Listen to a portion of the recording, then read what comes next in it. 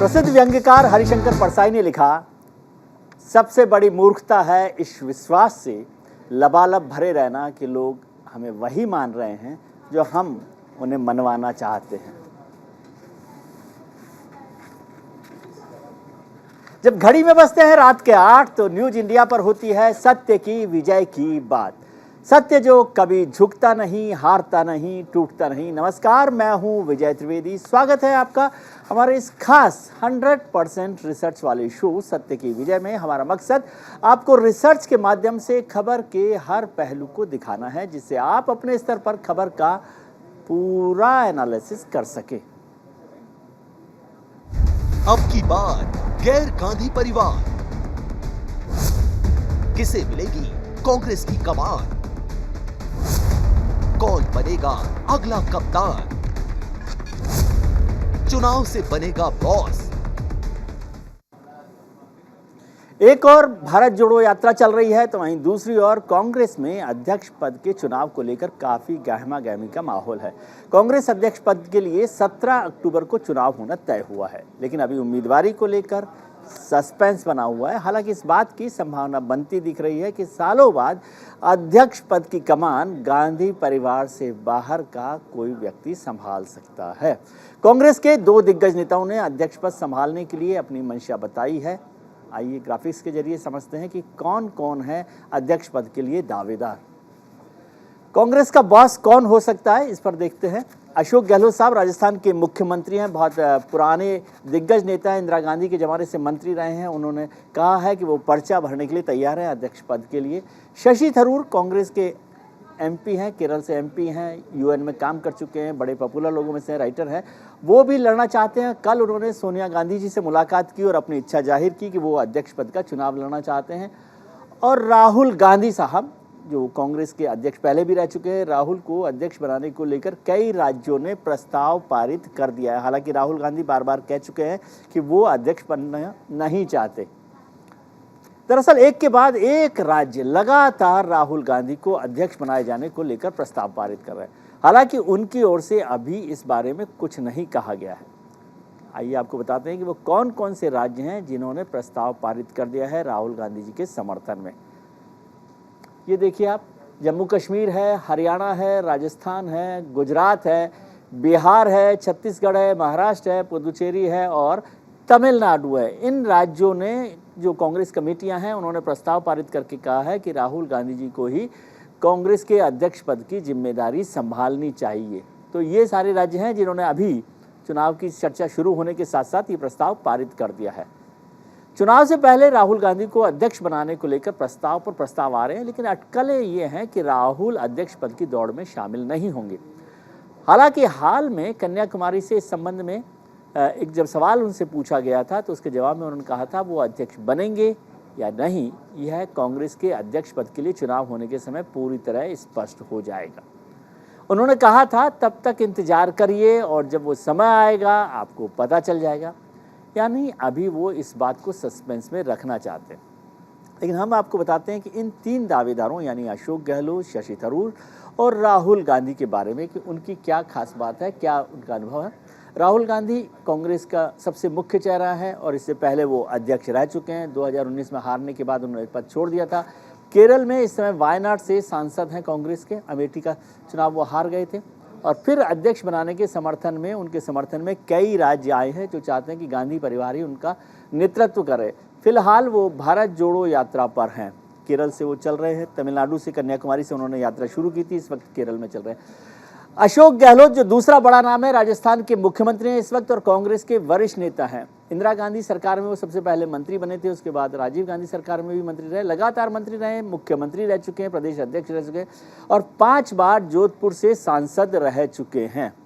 5 बार वो सांसद रहे, प्रदेश अध्यक्ष भी रहे। गांधी परिवार के सबसे करीबी लोग माने जाते हैं और मजबूत संगठनात्मक क्षमता है। वो जनरल सेक्रेटरी ऑर्गेनाइजेशन भी रह चुके हैं, तो उनकी ताकत जो है उस तरह से मजबूत मानी जाती है। शशि थरूर कांग्रेस के एक और बड़े नेता, लेकिन इन्हें गांधी परिवार से थोड़ा अलग माना जाता है। केरल के तिरुवनंतपुरम से सांसद हैं इस वक्त। कांग्रेस के वरिष्ठ और अनुभवी नेताओं में उनकी गिनती होती है। राइटर भी हैं वो, यूनाइटेड नेशंस में उनका बड़ा काम रहा है और कांग्रेस के वरिष्ठ और अनुभवी नेताओं में उनकी गिनती है, लेकिन गांधी परिवार के करीबी लोगों में से नहीं माना जाता। यूपीए शासन में वो केंद्रीय मंत्री भी रहे और डिप्लोमेट भी रह चुके हैं। तो ये 3 बड़े नाम हैं जो इस समय चल रहे हैं। अब बात है कि दिया तले अंधेरा, ये मुहावरा तो आपने ज़रूर सुना होगा, लेकिन अगर इसका उदाहरण देखना है तो भारत को जो राजनीतिक दल हैं उनको देख सकते हैं, जहां लोकतंत्र बचाए रखने, प्रजातंत्र बचाए रखने की दुहाई तो दी जाती है, लेकिन वो खुद कितना लोकतांत्रिक तरीके से चलते हैं, हम इसको इस रिपोर्ट से समझते हैं।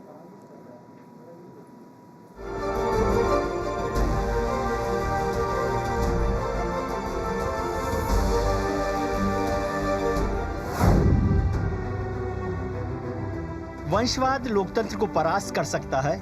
अगर इसका जीता जागता उदाहरण देखना है तो भारतीय लोकतंत्र की दलीय प्रणाली से बेहतर कुछ नहीं हो सकता। जो राजनीतिक दल लोकतंत्र की दुहाई देते हैं वो खुद के भीतर लोकतंत्र का कितना पालन करते हैं, वो इसी से जाहिर है कि वहाँ सालों साल तक पदाधिकारियों के लिए चुनाव तक नहीं होते। चाहे कांग्रेस को ले ले, जहाँ आज़ादी के बाद से अब तक सिर्फ 2 बार चुनाव हुए, या फिर बीजेपी, जहां बिना चुनाव के अध्यक्ष चुन लिया जाता है, या फिर क्षेत्रीय दल, जहां वारिस अगला अध्यक्ष होता है। लगातार हाशिए पर जा रही कांग्रेस आज लोकतांत्रिक तरीके से पार्टी अध्यक्ष चुनाव कराने की बात कर रही है। गांधी परिवार और कांग्रेस का चोली दामन का साथ रहा है, अगर ये कहा जाए तो गलत नहीं होगा। जब तक जवाहरलाल नेहरू जीवित थे तब तक कोई सवाल ही नहीं था कि उनके सिवा कोई और कांग्रेस पार्टी का फैसला करे। नेहरू के निधन के बाद वरिष्ठ पार्टी नेताओं की मंडली ने इंदिरा गांधी को गद्दी पर बिठा दिया। जब इंदिरा गांधी की हत्या कर दी गई तो कांग्रेस राजीव गांधी का मुंह ताकने लगी, मानो परिवार के बाहर का कोई व्यक्ति उनकी जगह नहीं ले सकता था। जब राजीव की हत्या की गई तो कांग्रेस ने उनकी पत्नी सोनिया गांधी की ओर मुंह कर लिया, जिनकी राजनीति में कभी कोई दिलचस्पी नहीं थी, और फिर राहुल गांधी को आगे किया गया। इस परिवार का एक भी मेंबर पिछले 30 साल में ना प्राइम मिनिस्टर बना, ना केंद्रीय मंत्री बना, ना कोई पद लिया हो। अगर संगठन में उनकी भागीदारी है, पूरा देश चाहता है, पूरे देश के कांग्रेसियन चाहते हैं, आपके पेट में दर्द क्यों हो रहा है, मैं पूछना चाहता हूँ। 8 साल में लगातार चुनावों में हार के बाद कांग्रेस के भीतर ही सवाल उठने लगे, तो अब पार्टी के चुनाव कराए जा रहे हैं। इससे ज्यादातर कांग्रेसी हैरानी में हैं, क्योंकि परिवार के 2 व्यक्ति कमान संभालने के लिए मौजूद हैं। तब पार्टी अध्यक्ष पद के लिए भला दूसरा कोई कैसे दावेदारी कर सकता है। ऐसे में दरबारी मंडली गांधी परिवार का मान मनोबल करते हुए नजर आ रही है। Bureau report, news India.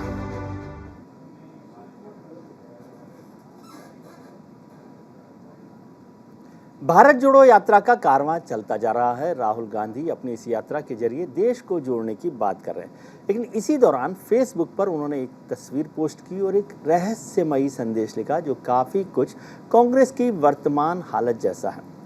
Rahul Gandhi ने फेसबुक पर लिखा कि जब नाव बीच मझधार में फंस जाए तब पतवार अपने हाथ में लेनी पड़ती है।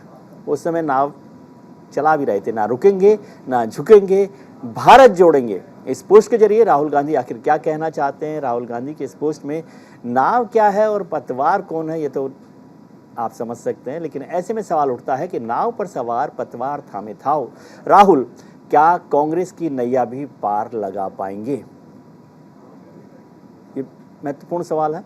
दूसरा सवाल है कि कौन होगा कांग्रेस का नया कप्तान जब चालू हो गई ये बात पार्टी के लेकर।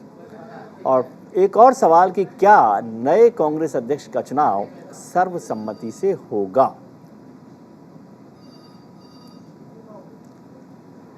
आज इसी मुद्दे पर चर्चा करने के लिए हमारे साथ जुड़ रहे हैं खास मेहमान, कांग्रेस के वरिष्ठ नेता आचार्य प्रमोद कृष्णन साहब, जम्मू कश्मीर के पूर्व कैबिनेट मंत्री गुलाम मोहम्मद सरूरी साहब भी हमारे साथ जुड़ रहे हैं, और कांग्रेस को बहुत गहराई से समझने वाले मेरे मित्र राजनीतिक विश्लेषक पंकज शर्मा साहब भी हमारे साथ जुड़ रहे हैं। आप सबका बहुत बहुत स्वागत है। आचार्य जी, सबसे पहले आपके पास आना चाहता हूं। आपने जब ये अध्यक्ष पद की प्रक्रिया शुरू हुई, चर्चा शुरू हुई तो आपने कुछ नाम लिए। जब राहुल गांधी जी ने मना किया तो आपने कहा कि प्रियंका गांधी जी को अध्यक्ष बनाना चाहिए। अब जब चुनाव हो रहे हैं और लग रहा है कि गांधी परिवार शायद इसमें शामिल ना हो, आप कैसे देखते हैं और आपकी क्या इच्छा है?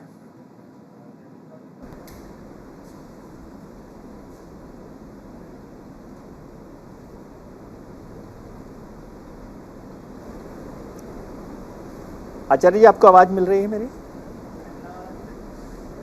हाँ जी जी, विजय त्रिवेदी जी, मुझसे सवाल है ना आपका? जी, मैं ये समझना चाह रहा हूँ। देखिए विजय त्रिवेदी जी जी जी जी, आप पूरा करें अपना सवाल। जी, मैं यही जानना चाह रहा हूँ कि जब सब लोग राहुल गांधी जी को अध्यक्ष बनाने की बात कर रहे थे और राहुल जी ने मना किया, तब आपने कहा कि प्रियंका गांधी को अध्यक्ष बनाया जाना चाहिए। अब चुनाव की प्रक्रिया शुरू होने वाली है, तो क्या है आपकी राय? देखिए, एक बात तो ये है कि जब राहुल गांधी जी ने इस्तीफा दिया था तो उन्होंने ये कह दिया था कि भाई मैं अध्यक्ष नहीं बनूंगा।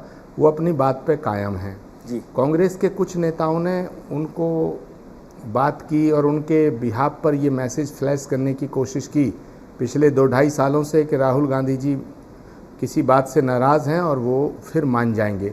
तो मुझे लगता है ये राहुल गांधी जी को जो लोग नहीं समझते हैं और उनके संकल्प को नहीं समझते हैं, उनकी भावनाओं को नहीं समझते थे, ये उनका बचकानापन था, नौसिखियापन था। जी, और मुझे इस बात को कहने में कतई गुरेज नहीं है कि राहुल गांधी जी ने नैतिक मूल्यों का निर्वहन करते हुए इस्तीफा दिया था, जबकि उस समय उनका किसी ने इस्तीफा उनसे मांगा नहीं था। लेकिन फिर भी कांग्रेस पार्टी के अंदर इनर डेमोक्रेसी है। कांग्रेस के नेताओं को, कांग्रेस के कार्यकर्ताओं को अपनी भावना अभिव्यक्त करने का पूरा अधिकार है।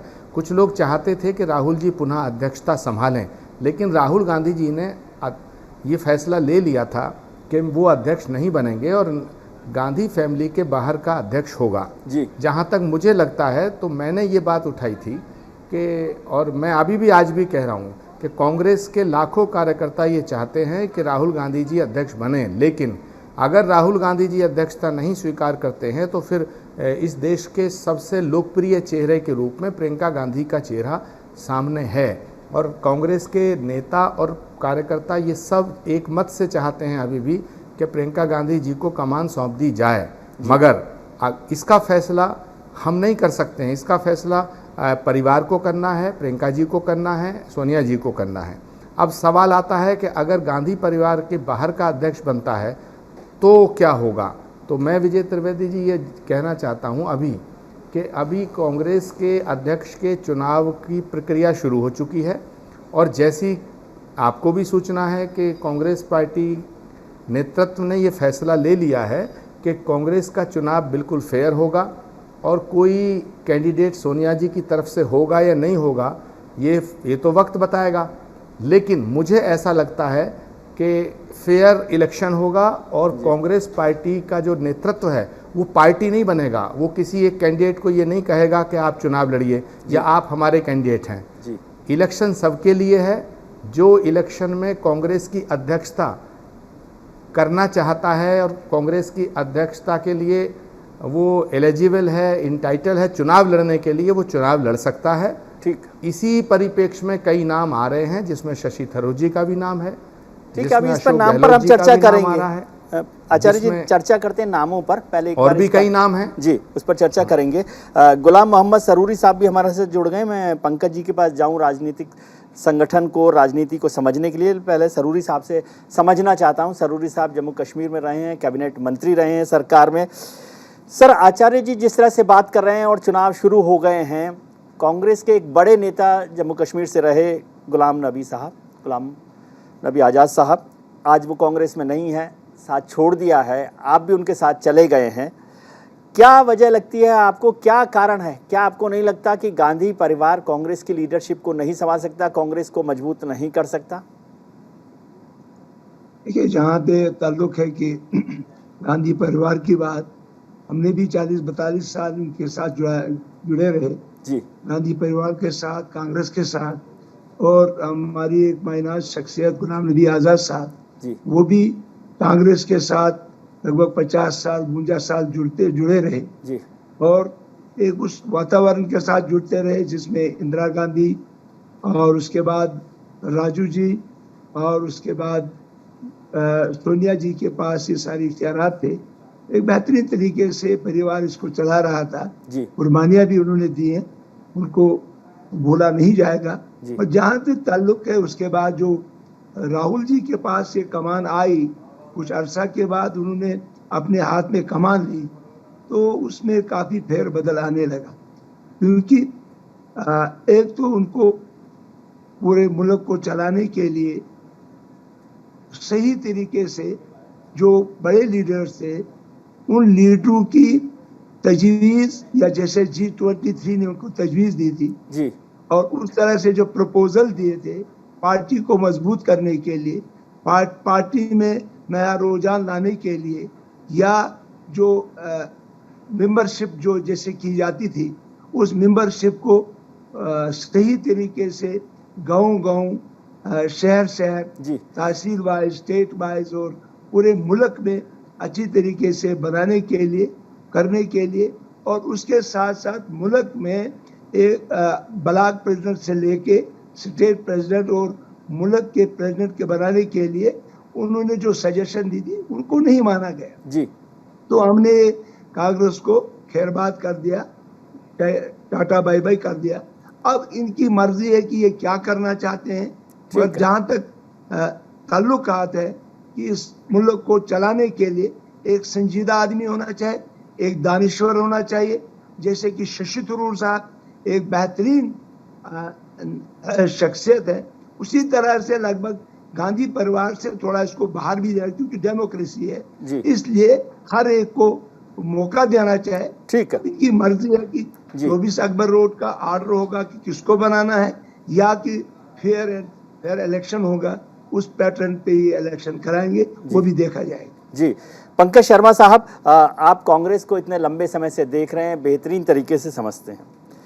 पहले तो ये शक दूर कीजिए कि लोग समझते हैं ये सब हो रही है एक्सरसाइज, आपने पूरा, कांग्रेस ने अपना पूरा इलेक्शन का जो प्लान है वो भी बता दिया है। 17 अक्टूबर को चुनाव होंगे, ये सब होगा, नॉमिनेशन कब होगा, ये सब होगा। लेकिन लोगों को तो अब भी शक है कि ये चुनाव होंगे ही नहीं।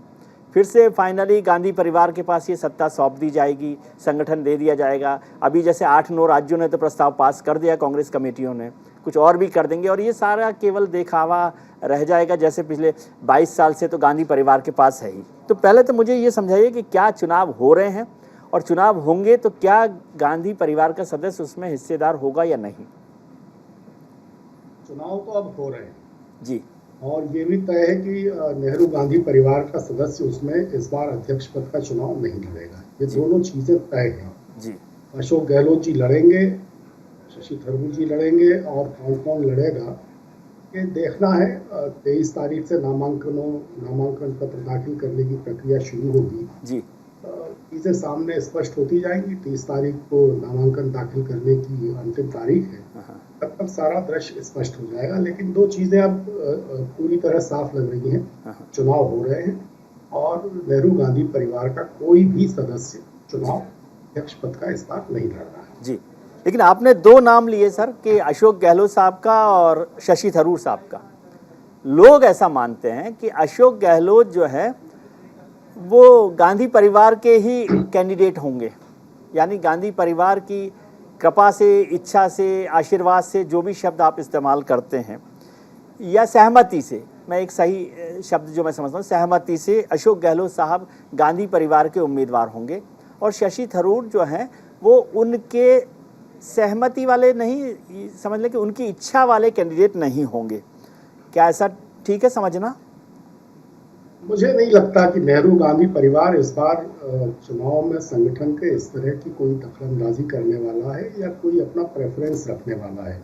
और अगर इस तरह देखा जाए तो पहले तो शशि थरूर जी जाके सोनिया जी का आशीर्वाद ले आए जी। तो खुद कह रहे हैं, वो गए और उन्होंने कहा मैं चुनाव लड़ना चाहता हूँ।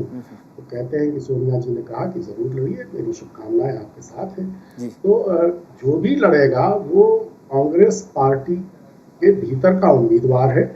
और जिस तरह का मैं देखता हूँ, सोनिया जी तो अब करीब करीब एक तरह से सेवानिवृत्ति ले ही चुकी हैं, और राहुल जी का जो स्वभाव मैं पाता हूँ उससे मुझे लगता है कि वो किसी एक व्यक्ति की तरफदारी करने वाले नहीं है, चाहे सीधे या परोक्ष रूप से। जी। तो इसलिए जो भी लोग लड़ेंगे वो अपने बूते पर लड़ेंगे।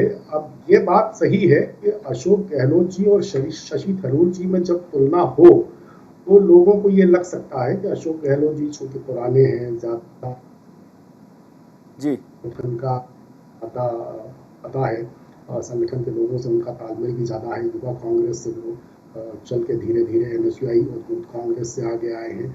और शशि थरूर जी आए, वो अपनी यूनाइटेड नेशंस की नौकरी छोड़कर आए और आने के बाद में उनको एक अवसर पार्टी ने दिया। जी। वो भी एक बड़े महत्वपूर्ण व्यक्ति हैं और अंतर्राष्ट्रीय स्तर पर उनकी अपनी एक पहचान है। तो अब ये कांग्रेस संगठन के जो करीब 9,000 के आसपास PCC डेलीगेट्स हैं, ये तय करेंगे कि उनको इनमें से कौन अध्यक्ष पद के लिए ज़्यादा पसंद आता है। सब पसंद आता है। मुझे नहीं लगता कि परिवार इसमें कोई अपनी तरफ से ऐसा संदेश या संकेत देने वाला है कि फला हमारा उम्मीदवार है और फला हमारा उम्मीदवार नहीं है। ये बात आपको साफ, मैं तो मतलब बिना किसी बायस के, बिना किसी उसके ये कह सकता हूँ कि अगर अशोक गहलोत जी और शशि थरूर जी के बीच मुकाबला होता है तो साफ तौर पर अशोक गहलोत जी पहले दिन से ही आगे दिखाई देंगे।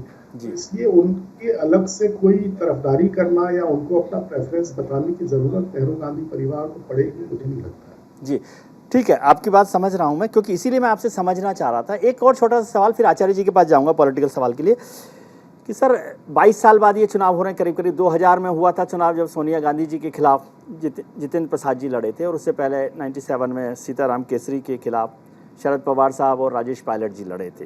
लेकिन उन दोनों ही चुनावों में जो भी कैंडिडेट रहा, ऑफिशियल कैंडिडेट जिसे कह सकते हैं हम लोग, उसी को 99%, 98% वोट मिले। और ऐसा कहा जाता है कि कांग्रेस का हर कार्यकर्ता या जो नेता है वो सभी भीष्म है, महाभारत की तरह से, जो सिंहासन के साथ रहते हैं। तो फिर इस चुनाव का कोई मतलब है? नहीं, सिंहासन के साथ रहते हैं ऐसा नहीं है।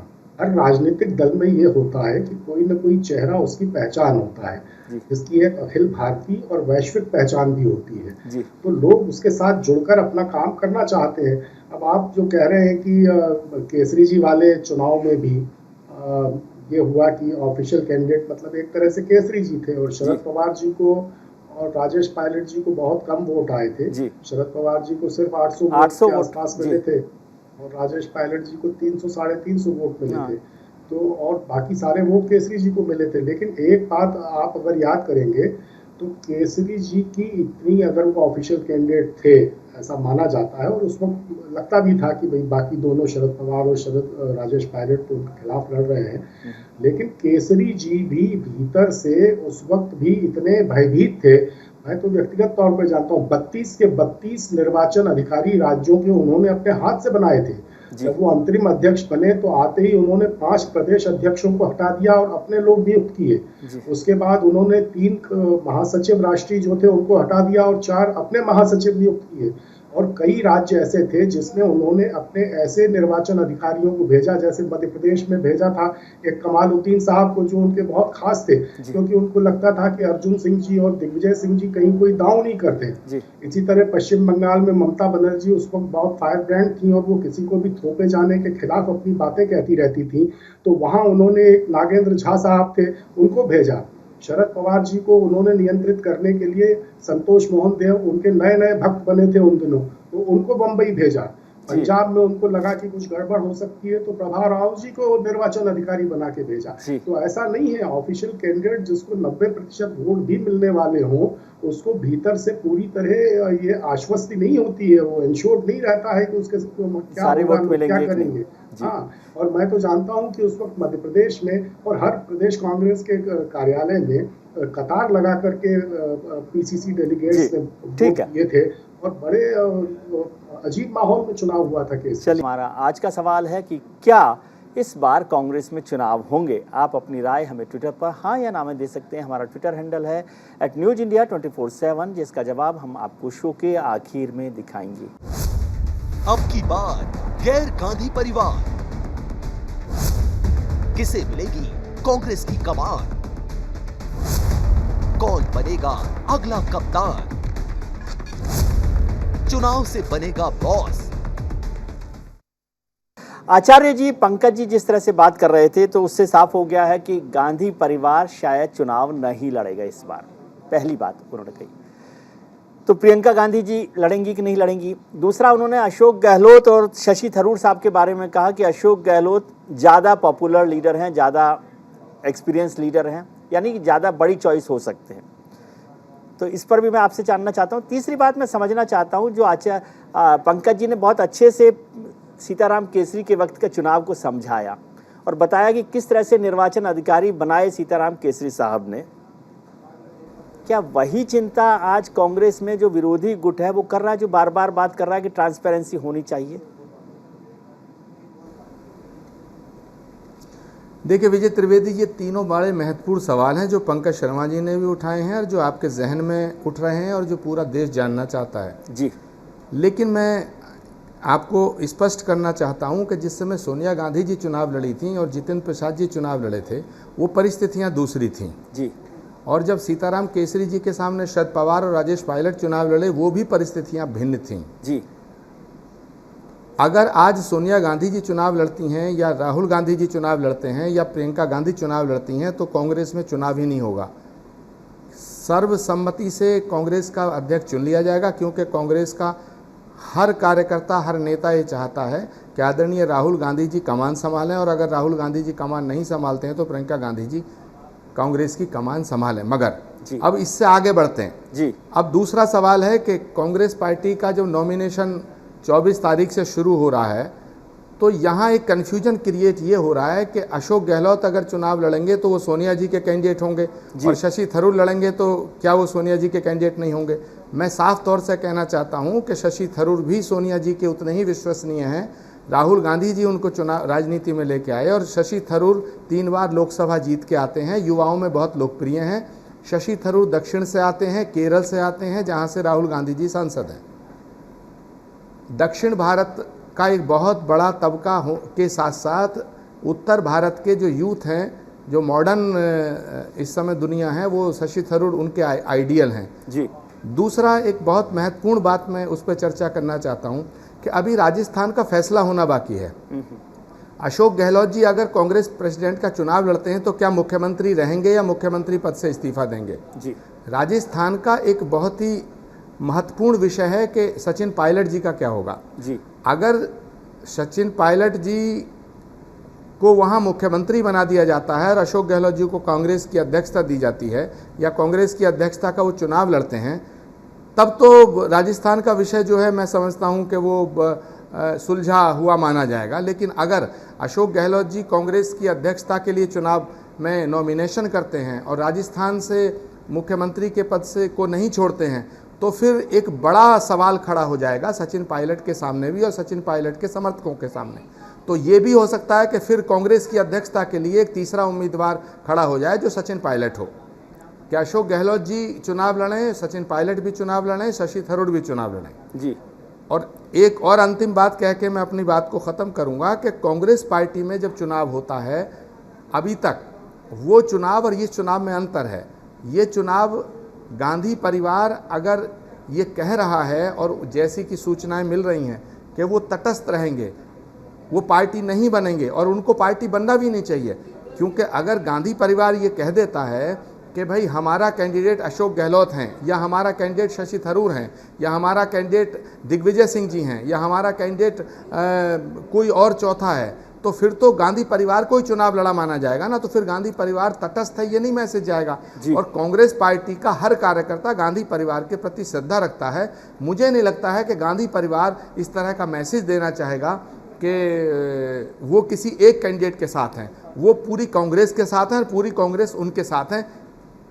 अब समय आने पर यह फैसला होगा, समय आने पर यह पता चलेगा कि 24 को कौन नॉमिनेशन करता है, 25 को कौन नॉमिनेशन करता है, 26 को कौन नॉमिनेशन करता है। जैसे विजय त्रिवेदी जी, एक दिन मेरी दिग्विजय सिंह जी से बात हो रही थी, तो दिग्विजय सिंह जी ने मुझसे कहा, और वो पब्लिक डोमेन में भी उन्होंने 1-2 चैनल पे कहा कि आचार्य जी अगर गांधी परिवार चुनाव नहीं लड़ता है और ये फैसला हो जाता है, फैमिली ये फैसला लेती है कि भाई अगला अध्यक्ष गांधी परिवार के बाहर का होगा, तो मैं भी चुनाव लड़ूंगा जी, मैं भी चुनाव लड़ सकता हूं। तो ऐसे बहुत से नेता हैं। अभी ये कन्फ्यूजन हट जाए, पहले ऑफिशियली हट जाए कि गांधी परिवार का कोई सदस्य चुनाव नहीं लड़ रहा है, उसके बाद कांग्रेस की अध्यक्षता के लिए कितने पहलवान मैदान में आएंगे ये अभी 24 के बाद पता चलेगा। जी आचार्य जी, यही प्रॉब्लम रहती है जब विद्वत पैनल बना लो ना। अब आचार्य जी जैसे लोग हो, पंकज जी जैसे लोग हो, सरूरी साहब जैसे लोग हों और सामने भक्त बैठा हो जो केवल भजन ही समझता हो, सत्संग समझता हो कि संकीर्तन करता हो, और आप पूरा विद्वत पैनल की तरह से बात समझाए। मुझे एक मोटी बात समझाइए जो पंकज जी ने कहा कि यदि आज की बात को देख लें, जो होगा कल कैंडिडेट कौन होगा, आज के दो कैंडिडेट हम मान लें जो पंकज जी ने कहे, अशोक गहलोत और शशि थरूर साहब। आपने शशि थरूर जी पे पूरा व्याख्यान दिया, तो क्या मैं ये मानूं कि प्रमोद जी के लिए, आचार्य जी के लिए अशोक गहलोत कमजोर उम्मीदवार हैं शशि थरूर के मुकाबले?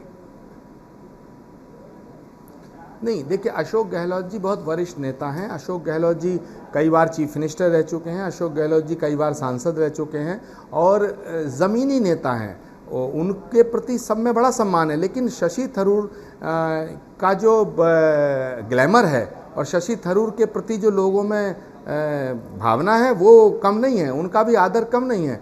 देश का नाम उन्होंने विश्व स्तर पर रोशन किया, यूनाइटेड नेशन के अंदर उन्होंने सेवाएं दी, उसके बाद यहाँ से 3 बार लोकसभा केरल से जीते हैं। राहुल गांधी जी की बहुत फेवरेट और प्रिय व्यक्तियों में से एक हैं। और नहीं, वो विषय नहीं है। विषय तो देखिए, विषय क्या है कि अगर अशोक गहलोत जी चुनाव लड़ते हैं और शशि थरूर चुनाव लड़ते हैं, विषय ये नहीं है। आप उस पर फोकस कर रहे हैं कि कौन ज़्यादा पॉपुलर है, कौन ज़्यादा नहीं है, कौन किसका संगठनात्मक क्षमता ज़्यादा है, ये तो चुनाव के बाद पता चलेगा। मैं ये कह रहा हूं कि अगर राजस्थान का फैसला नहीं होता है तो अभी ये कहना जल्दबाजी होगा कि कैंडिडेट अभी केवल 2 रहेंगे, तीसरा कैंडिडेट भी आ सकता है। मुझे बताया गया कि आज विधायक दल की बैठक मुख्यमंत्री जी बुला रहे हैं, कांग्रेस की रात को चल रही है बैठक, ऐसी मेरे को जानकारी है। खैर वो तो अलग चीज़ है।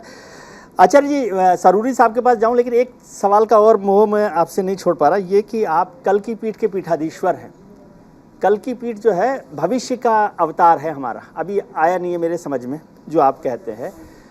तो यदि इसको राजनीतिक स्तर पर देखूं तो कांग्रेस का भविष्य का अवतार कौन होगा और उससे कांग्रेस का स्वरूप क्या बनेगा? क्योंकि मैं याद करता हूँ नरसिम्हा राव साहब के वक्त में जब कांग्रेस बनी तो कितने टुकड़े आपने करवाए, आपने मतलब जो कांग्रेस ने करवाए। तो क्या यदि गैर गांधी परिवार का अध्यक्ष बन गया तो प्रभु क्या होगी लीला? देखिए विजय त्रिवेदी, राजनीति में अतीत से शिक्षा ली जाती है, अतीत से सीख ली जाती है, लेकिन जब परिस्थितियां परिवर्तित होती हैं तो उसमें राजनीति भी परिवर्तित होती है। जो कल था वो आज नहीं है, जो आज है वो कल नहीं रहेगा। तो इसलिए हम आज के जो हालात हैं इन पर चर्चा करें तो बेहतर होगा। केसरी जी के ज़माने में क्या हुआ, निजलिंगप्पा जी के ज़माने में क्या हुआ, नेहरू जी के ज़माने में क्या हुआ, उससे भविष्य का फैसला नहीं लिया जा सकता है। मैं ऐसा मानता हूँ कि कांग्रेस पार्टी ने ये फैसला लिया है कि एक तो डेमोक्रेटिक तरीके से चुनाव हो, दूसरा गांधी परिवार का ये फैसला अगर आता है कि वो चुनाव में पार्टिसिपेट नहीं करेंगे तो फिर कांग्रेस पार्टी के कार्यकर्ताओं को ये सोचने की आज़ादी होगी, ये फैसला लेने की आज़ादी होगी कि वो गुण दोष के आधार पर और अपने भविष्य को देखते हुए कि कौन नेता है जो भविष्य में उनको वोट दिलाएगा, कौन नेता है जो उनको विधायक बना सकता है, कौन नेता है जो मोदी का मुकाबला कर सकता है, कौन नेता है जो बीजेपी से सत्ता लाने में मदद कर सकता है। तो इसलिए मैं कह रहा हूं कि अभी कांग्रेस के प्रेसिडेंट के नॉमिनेशन में कौन कौन आता है, उसके बाद चुनाव होता है, फिर डेलीगेट चुनेंगे, फिर समझेंगे किसको वोट देना। सरूरी साहब, अभी तक की जो चर्चा हुई है उससे मुझे समझ में आता है, जितना मुझे समझ आ रहा है, हो सकता मैं गलत हूं, कि कांग्रेस जो है गांधी परिवार से नहीं निकलना चाहती, भले ही गांधी परिवार अध्यक्ष पद की जिम्मेदारी लेने को तैयार नहीं है। क्या आपको लगता है कि गांधी परिवार के बिना कांग्रेस नहीं रह सकती है, नहीं जी सकती है, और यदि रहेगी तो टूट जाएगी, ऐसा लगता है सरूरी साहब आपको? और इसलिए आपका फैसला ठीक था कि अब यदि नहीं रहेंगे, गांधी परिवार के साथ नहीं चलना है तो अलग ही चला जाए? देखिए, हमने तो इसको छोड़ दिया है कांग्रेस को, अब हमारा ज्यादा इस पर चर्चा करना लाजिम भी नहीं है। सर 50 साल आप उस घर में रहे हो, 50 साल उस घर में रहे हो, आपको दरवाजे, खिड़कियां, अलमारी सब पता है उसकी। मगर जहाँ पे ताल्लुक है कि अगर ये पहले फैसला आ जाए कि अभी तो 26 जाए कि क्या ये गांधी परिवार से कोई फार्म तो भरेगा जी, या राहुल जी भरेंगे, प्रियंका जी भरेंगे, या सोनिया जी भी हो सकता है, अगर ये फैसला होता है कि वो इस मैदान में पीछे हटेंगे, तब जाके डेमोक्रेटिक सिस्टम के मुताबिक जो नुमाइंदे सामने आएंगे, जो कैंडिडेट सामने आएंगे, है कौन मैदान में, अभी इससे कबल लाजिम नहीं है। बस जहाँ पे ताल्लुक है कि जैसे इसी खानदान से राहुल जी प्रेसिडेंट बने थे तो 8 साल में 24 सीटें पे हारे, जैसे कि हार भी हारी, बल्कि आज चाहते थे कि जम्मू कश्मीर भी हारे, तभी हमने किनारा कशी इख्तियार की। अगर वैसा हाल फिर इनका हो तो फिर मैं कहूंगा कि तो कांग्रेस मुक्त भारत ही होगा। जी ठीक है। पंकज जी, अब मुझे आप समझाइए कि क्या, जैसे सरूरी साहब कह रहे हैं कि राहुल गांधी जी का परफॉर्मेंस हमने देख लिया इसलिए हमको छोड़ना पड़ा, लेकिन मैं समझना चाहता हूं कि क्या गैर गांधी परिवार या गांधी परिवार, इसको ऐसे जो सवाल को देखा जाए कि गांधी परिवार क्या अब कांग्रेस का एडहेसिव नहीं रहा है? जो ये अब सोचने लगे लोग कि गैर गांधी परिवार भी कांग्रेस का अध्यक्ष या लीडर हो सकता है, या एडहेसिव की जो एडहेसिवनेस है, जो चिपकने की जो चीज़ है, वो कमज़ोर हो गई है? देखिए, मैं व्यक्तिगत तौर पर ये मानता हूँ कि कांग्रेस की जो भीतरी अंतर संरचना है जी, उसमें सबसे बड़े चुंबक अभी भी सोनिया गांधी जी, राहुल गांधी, ठीक है, चुंबक एडहेसिव प्रियंका गांधी जी, इसी क्रम में अभी भी वही है जी। अब आप जो लोग कहते हैं ना कि नेहरू गांधी परिवार से कांग्रेस बाहर नहीं निकलना चाहती, मुझे बताइए अटल जी और आडवाणी जी से जनसंघ और उसके बाद भारतीय जनता पार्टी बाहर निकलना चाहती थी क्या? जी, निकल गई ना। राजनीतिक नहीं कहा तो आज नरेंद्र मोदी जी से बाहर निकलना चाहती है क्या? जी, निकलना चाहेगी तो नरेंद्र मोदी जी नहीं निकलने देंगे जी। यहाँ कम से कम कांग्रेस पार्टी अगर नेहरू गांधी परिवार से बाहर निकलना चाहती है तो निकलने तो दे रहे हैं ना जी। आज ये स्थिति तो आई है कि नेहरू गांधी परिवार ने कहा कि हम में से कोई अध्यक्ष पद का चुनाव नहीं लड़ेगा, आप लड़ लीजिए। नहीं, मैं आपसे इसलिए समझना चाहता हूं पंकज जी, क्योंकि आप कांग्रेस को बहुत अच्छे से समझते हैं। मेरे एक चिंता का विषय मुझे लग रहा है, क्योंकि अभी तक हम यही समझते रहे आप जैसे विद्वान लोगों से कि कांग्रेस का जो आपने कहा चुंबक शब्द, मैं एडहेसिव कह रहा हूं, वो गांधी परिवार है। और जब कांग्रेस ये हिम्मत दिखा रही है, मैं इसको हिम्मत शब्द का इस्तेमाल कर रहा हूं, कि वो गैर गांधी परिवार का अध्यक्ष चुनने को तैयार हो गई है, तो इसका मतलब उसकी चुंबक की ताकत या एडहेसिवनेस कम हो गई है, ऐसा आप समझते हैं क्या?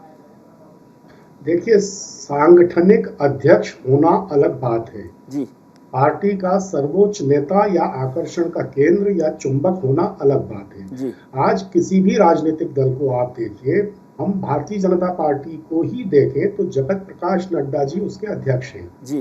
क्या वो अखिल भारतीय चुंबक हैं भारतीय जनता पार्टी के? नहीं है जी। नरेंद्र भाई मोदी हैं जी। और अगर उससे आगे जाएं तो अमित भाई शाह हैं शायद, और आगे जाएं तो योगी आदित्यनाथ जी हैं शायद जी।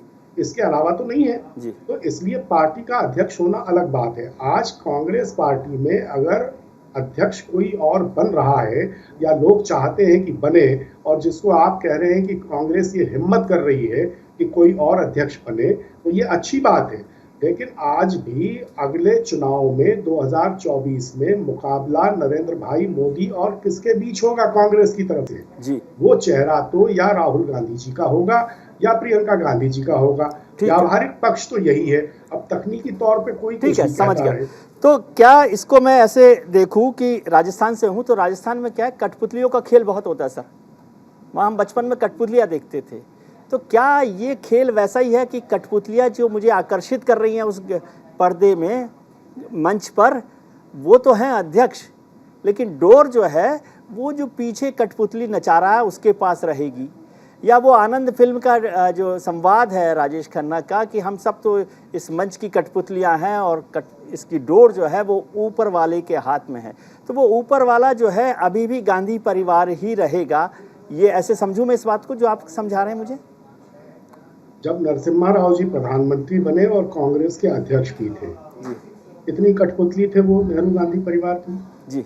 जब सीताराम केसरी जी नरसिम्हा राव जी को हटाकर कांग्रेस के अंतरिम अध्यक्ष बने जी, उसके बाद वो नेहरू गांधी परिवार की कितनी कठपुतली थे जी। ये हम सब लोगों ने जिन्होंने उस दौर की पत्रकारिता आपने कहा ना कि आपने कहा कि चमत्कारिक संगठनिक शक्ति जो है वो गांधी परिवार ही रहेगी, मोदी जी से चैलेंज करना है तो राहुल गांधी ही रहेंगे, तो इसका हाँ, मतलब मैं थोड़ा ऐसे समझता नहीं हूँ, लेकिन इसलिए मैंने आपसे समझने की कोशिश की कि भाई आप सब समझते हैं लेकिन देखिए, सबसे बड़े आकर्षण का केंद्र किसका व्यक्तित्व है वो एक अलग बात है। इसका मतलब ये नहीं है कि जो सामने चला रहा है वो कठपुतली है जी। इसको इस तरह तो क्या प्रकाश नड्डा जी को हम कठपुतली कहेंगे? मैं तो नहीं कहूँगा, न मैं कहना चाहूँगा। मैं इस तरह के शब्दों का सियासत में इस्तेमाल होना चाहिए। ये एक आंतरिक लोकतंत्र में ये सब होता है। जैसे पूरी फिल्म किसी एक नायक के नाम पर चलती है, इससे उसके बाकी सहनायकों का योगदान कम नहीं हो जाता। ये उस तरह की बात होती है। अब अमिताभ बच्चन की फिल्म में या शाहरुख खान की फिल्म में बाकी सब कठपुतलियां थोड़ी होते हैं जी। सबका अपना अपना अपना अपना भूमिका होती है, अपना महत्व होता है। ठीक है आचार्य जी, थोड़ा और समझाइए मुझे कि मेरा मन जो है ना आचार्य जी को और ऐसे जो साधु संत होते हैं उनको देख के बहुत ललचाता रहा हमेशा ही कि मैं भी सन्यासी बन जाऊं आचार्य जी की जैसे, बहुत प्रवचन वचन, लेकिन मन छूटता नहीं है घर से। तो गांधी परिवार की स्थिति ऐसी तो नहीं है कि आचार्य जी बनना तो चाहते हैं लेकिन विजय त्रिवेदी की तरह से घर से मन नहीं छूट रहा। देखिए, आपकी बात को मैं सच मान सकता था यदि गांधी परिवार कांग्रेस की अध्यक्षता उनसे कोई कहता कि आप छोड़ दो और तब छोड़ता। राहुल गांधी जी से पूरी कांग्रेस कह रही थी कि आप अध्यक्षता स्वीकार कर लो। राहुल गांधी जी अकेले ऐसे नेता हैं जिन्होंने नैतिक मूल्यों का निर्वहन करते हुए इस्तीफा दिया। और गलती कांग्रेस के वरिष्ठ नेताओं से हुई उस समय कि राहुल गांधी जी की भावनाओं को और उनकी दूरदर्शिता को उन्होंने समझा नहीं जी। राहुल गांधी जी की भावनाओं को अगर समझकर उसी समय नया अध्यक्ष दे दिया जाता तो राहुल गांधी जी के इस फैसले की सराहना होती देश में। इस फैसले को अप्रिशिएट करना था कांग्रेस पार्टी को और वर्किंग कमेटी को। लेकिन वर्किंग कमेटी में जो लोग थे, एआईसीसी में जो लोग थे, उन्होंने राहुल गांधी जी की चापलूसी करने के चक्कर में राहुल गांधी जी के फैसले की सराहना, जिस फैसले की होनी चाहिए थी, जिस फैसले को लोग अप्रिशिएट करते, उसका मजाक बन गया। उन्होंने क्या मैसेज दिया कि राहुल जी रूठ गए हैं, मान रहे हैं, रूठ गए हैं, मान रहे हैं, 3 साल निकाल दिया। तो कांग्रेस पार्टी के वो नेता जो उस समय राहुल गांधी जी के बहुत निकट थे, उन्होंने राहुल गांधी जी की भावनाओं को नहीं समझा और उन्होंने उनकी दूरदर्शिता को नहीं समझा। तो राहुल गांधी जी ने जो इस्तीफा दिया किसी ने मांगा नहीं था, उन्होंने अपने आप इस्तीफा दिया। अब राहुल गांधी जी ने एक फैसला लिया कि मैं अध्यक्ष नहीं बनूंगा, उस पर वो कायम है। तो ये सवाल अब राहुल गांधी जी पर नहीं उठना चाहिए। उन्होंने कहा गांधी परिवार से बाहर की अध्यक्षता होनी चाहिए, नंबर 1। नंबर 2, अब चुनाव होने दो, नॉमिनेशन होने दो। अब हवाएं ही करेंगी रोशनी का फैसला, जिस दिए में जान होगी वो दिया रह जाएगा, लड़ने दो सबको। ठीक है आचार्य जी, एक बात और समझाइए। आपने तो खैर चापलूसी शब्द का इस्तेमाल कर लिया, मैं उसको शब्द का इस्तेमाल नहीं करना चाहता। मैं ये समझना चाहता हूं कि जैसे अभी करीब 9-10 राज्यों की कांग्रेस कमेटी ने प्रस्ताव पारित कर दिया है राहुल गांधी जी को अध्यक्ष बनाने के लिए गांधी परिवार का। तो ये स्थिति, आप पूजा पाठ वाले हैं तो वैसा समझूं मैं इसको कि जैसे पुजारी जो है वो अपना मंदिर, अपनी दुकान बनाए रखने के लिए भोग चढ़ाता रहता है अपनी पसंद का भगवान को तो कोई लेना देना नहीं प्रतिमा को। तो ये वैसी स्थिति है क्या? देखिए, अगर गांधी परिवार या कांग्रेस लीडरशिप ये चाहती कि राज्यों की कमेटियां उनके लिए रेजुलेशन करें और राहुल जी के लिए करें या परिवार के लिए करें, तो वो सारे देश की, सारी प्रदेश कांग्रेस कमेटियों की लैंग्वेज एक होती। उन्होंने नहीं मांगा। अब अपनी मर्जी से अगर कोई प्रदेश कांग्रेस कमेटी का रेजुलेशन करता है तो उसमें कांग्रेस नेतृत्व और कांग्रेस लीडरशिप का क्या उसमें दोष है? ठीक है, मान लो मैं ये कह रहा हूं कि प्रियंका गांधी जी को कांग्रेस की कमान सौंप दी जाए, तो इसमें प्रियंका गांधी थोड़ी मुझसे कह रही हैं कि तुम मेरा नाम लो। मैं देश के वर्तमान हालात को देखते हुए, वर्तमान राजनीतिक परिदृश्य को देखते हुए उस पर अपना विचार दे रहा हूं। और आज गुलाम मोहम्मद सरूरी साहब यहाँ बैठे हैं, कांग्रेस में उन्होंने पूरी जिंदगी लगाई है, गुलाम नबी आजाद साहब की पूरी जिंदगी लगी है। हो सकता है कि कल को फिर हम सब एक हो जाए। हमें मोदी सरकार से लड़ने के लिए हमें एक बड़ा प्लेटफॉर्म चाहिए। और मैं पंकज शर्मा जी की बात से सहमत हूं कि अगर नरेंद्र मोदी जी को कोई चुनौती दे सकने की स्थिति में है कोई चेहरा, तो वो तो गांधी परिवार का चेहरा है। तो गांधी परिवार भी कांग्रेस है और कांग्रेस गांधी परिवार है। ये सुबह शाम का रिश्ता है, ये दिन रात का रिश्ता है, ये दिल धड़कन का रिश्ता है, ये चोली दामन का रिश्ता है।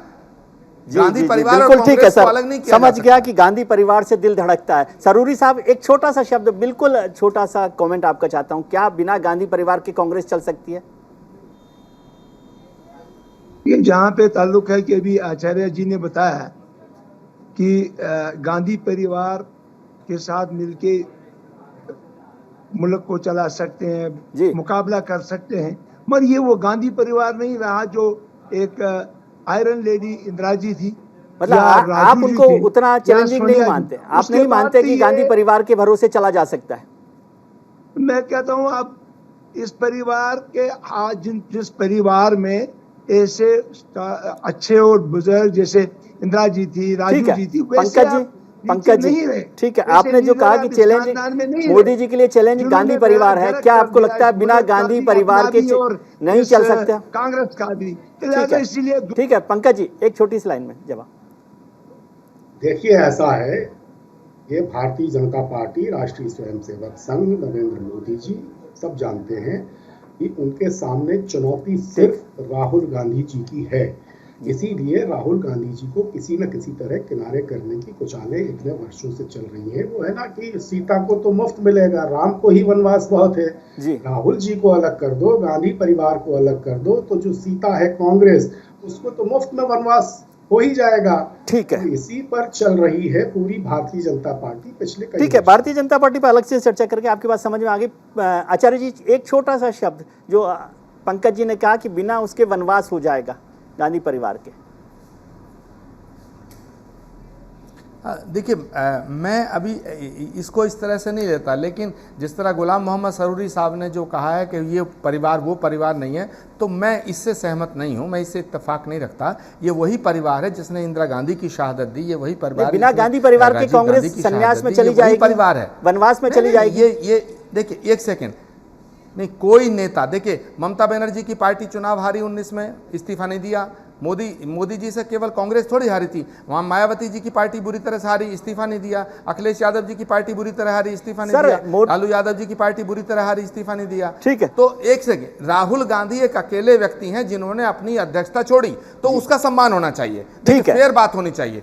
लेकिन अगर गांधी परिवार किसी वजह से कांग्रेस पार्टी से ये अपने को दूरी रखता है, तो कांग्रेस पार्टी खत्म हो जाएगी, कांग्रेस मिट जाएगी, मैं ऐसा नहीं मानता। मैं ये बिल्कुल मानने को तैयार नहीं। ठीक है, बहुत बहुत शुक्रिया आपका आचार्य जी, पंकज जी, सरूरी साहब, आप लोगों का बहुत बहुत शुक्रिया कि आपने वक्त निकाला और मेरा ज्ञानवर्धन किया। आज हमने शो की शुरुआत में आपसे एक सवाल पूछा था कि क्या इस बार कांग्रेस में चुनाव होगा। इस पर 45% लोगों ने हाँ के पक्ष में अपना वोट किया है, वहीं 55% लोग इसके पक्ष में नहीं हैं। यानी अब भी लोगों को लगता है कि पता नहीं चुनाव होगा कि नहीं होगा। आपने राजनेताओं की बात सुनी, हमारे पैनलिस्ट की बात सुनी, विद्वत पैनलिस्ट की बात सुनी, जनता की बात सुनी, और अब छोटी सी बात मेरी भी, यानी विजय भी। बात किस बात की ज़्यादा करें, कांग्रेस की भारत जोड़ो यात्रा की, कांग्रेस के छोड़ो नेताओं की, या अध्यक्ष पद के चुनाव की? कांग्रेस भले ही परिवारवाद को पीछे छोड़कर आगे आकर चुनाव करवाने को तैयार हो, लेकिन क्या सच में सब कुछ इतने मासूम तरीके से हो रहा है? क्या कांग्रेस उस समय भी मासूम बनी रहती है जब उनकी पार्टी का नेता बना नोटिस पीरियड सर्व किए उन्हें छोड़ देता है, और दूसरी पार्टी उनका नोटिस पीरियड बाई आउट करके उन्हें शामिल कर लेती है? जो जा रहे हैं, जो जाने वाले हैं, या जो जाना चाहते हैं, क्या पता वो लोकतंत्र की अंतिम सांस तक जी लेना चाहते हो। कहीं ऐसा तो नहीं कि कांग्रेस नेता किसी महान नेता के पीछे चलने को बेताब हो। वैसे आइडियोलॉजी चेंज होनी चाहिए और चुनाव भी होना चाहिए, लेकिन लोकतंत्र ओढ़ा हुआ ना बने और पार्टी में जो चुन के आए हैं उसकी डोर किसी और के हाथ में ना हो। आज के कार्यक्रम में इतना ही। उम्मीद करता हूं कि आपका आने वाला कल आज से बेहतर हो। आप अपना ख्याल रखिए और उनका ख्याल रखिए जो आपका ख्याल रखते हैं। नमस्कार, शुभ रात्रि, शब्बा खैर।